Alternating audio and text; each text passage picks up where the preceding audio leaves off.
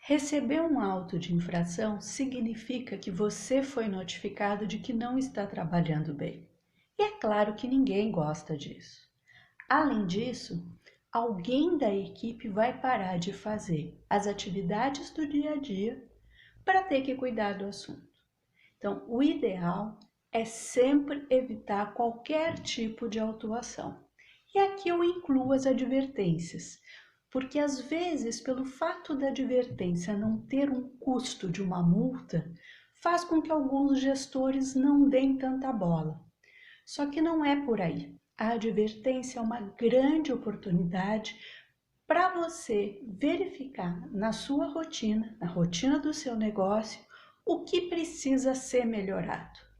E em alguns casos, a advertência é um alerta do que precisa ser conversado com a fiscalização, porque pode ser sim que aquele fiscal tenha um entendimento equivocado de uma determinada situação técnica. Em qualquer situação, é muito importante investigar. Mesmo quando é um assunto novo, em que apenas se está recebendo advertência, como é o caso da LGPD, que por enquanto ainda não é objeto de multa. O desfecho de uma investigação bem feita, ele pode ser surpreendente. Ouve essa história. Era um senhorzinho, quase da minha altura, muito hábil, muito falante, tenho impressão até que nasceu atrás do balcão da loja e de lá nunca mais saiu. Eu já tinha feito algumas reuniões com eles, dava gosto, porque era para negociar, ele tinha umas sacadas muito boas. E aí ele me procurou e falou assim: olha, tô tendo um momento de processos, não sei como resolver.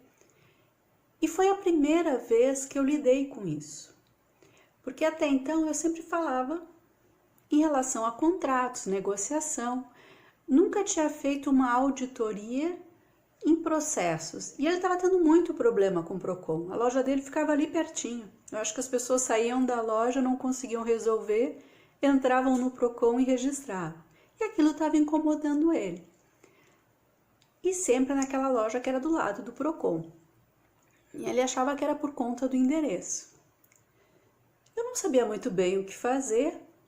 Estava muito claro para mim que eram sempre os mesmos produtos que davam problema, mas ele garantia que aquele fornecedor era muito bom e que não tinha problema no produto, que devia de ser alguém infernizando ou querendo arranjar confusão com ele, sabendo que era do lado do Procon. E aí eu fui na loja, fiz de conta que eu era uma cliente e pedi os tais produtos.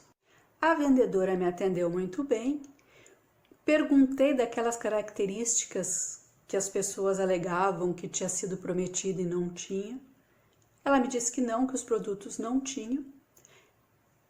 Quando eu estava saindo da loja, meio sem saber ainda, dando uma olhada, eu ouvi um vendedor prometendo aquilo que o produto não fazia. Eu não consegui pegar o nome do vendedor, mas tentei guardar a fisionomia. Chegando na empresa, eu fui olhar de novo os processos para ver se tinha a indicação de quem havia atendido as pessoas. Não havia indicação do vendedor, mas a loja usava aquele talonário preenchido à mão. Além do cupom da máquina, tinha a nota fiscal preenchida. As pessoas tinham a nota fiscal porque era um produto que tinha um período de garantia. E o problema era exatamente esse: as pessoas abriam, usavam, viam que não funcionava do jeito que elas imaginavam que era, o valor não era baixo, elas queriam devolver, mas como já tinha sido aberto o lacre da embalagem, o meu cliente não queria trocar.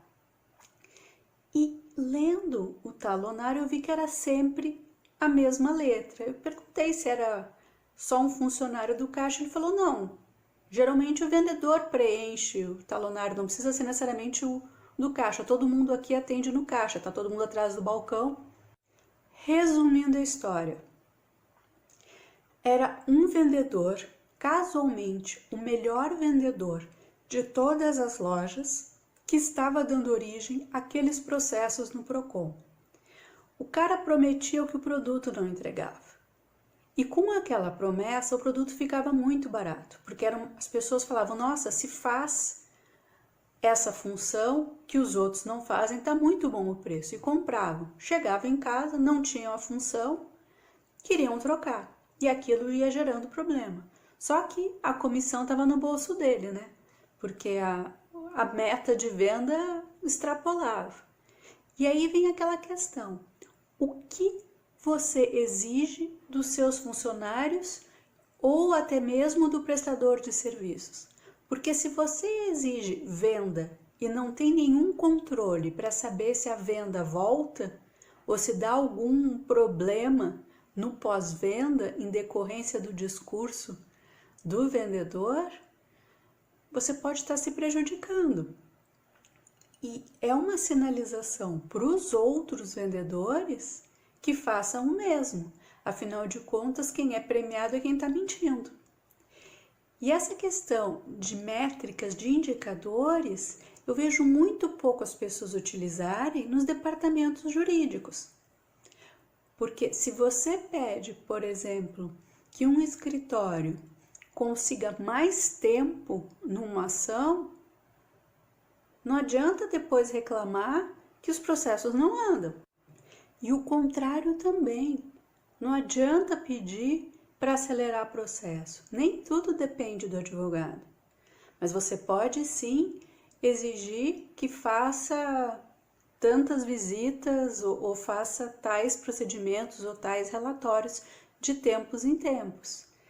E o quanto essa informação que é solicitada vai ser utilizada, porque o que eu já vi de relatório também, que ninguém usa depois a informação, só toma tempo do funcionário ou do profissional, tem bastante, né? Então, tudo isso é uma questão estratégica.